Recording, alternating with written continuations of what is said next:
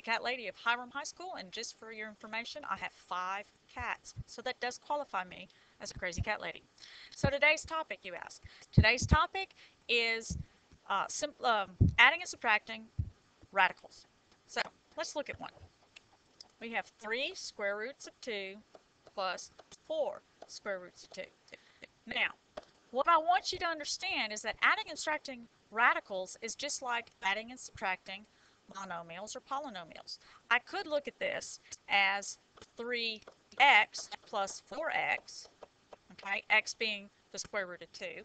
So when I do that, I would get 7x. So this is the way it works, just the same thing. The radical acts just like a polynomial or just like a variable. So I would have here 3 square roots of 2 plus 4 square roots of 2 would give me 7 square roots of 2. Very simple, very similar to what we already know how to do. So let's look at another one. Let's say I had 3 square roots of 2 plus 5 square roots of 3 plus 4 square roots of 3.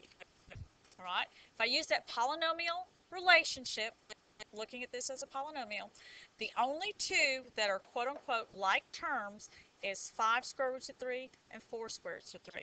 Because what has to be underneath that radical has to be exactly alike in order to add and subtract. Just like with polynomials, that the variables had to be exactly alike in order to add and subtract them. So this would give me 3 square roots of 2. Okay, 5 plus 4 is 9 square roots of 3. And just an extension onto that, what happens when we subtract? Let's say I had 3 square roots of 2 minus 5 square roots of 5 minus, I don't know, 8 square roots of 2.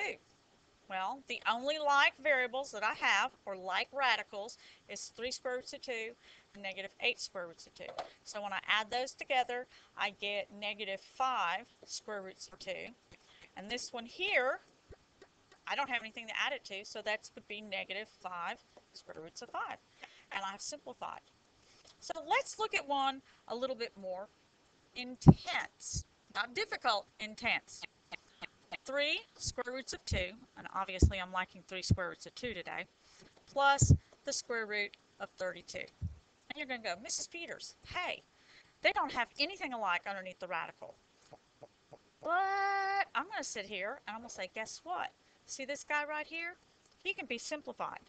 He can be simplified, and if you've been doing your homework, you should know how to do this, would be 4 square roots of 2.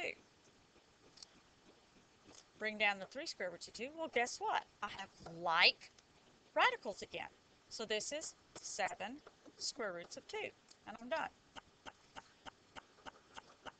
So let's look at one maybe a little bit more intense.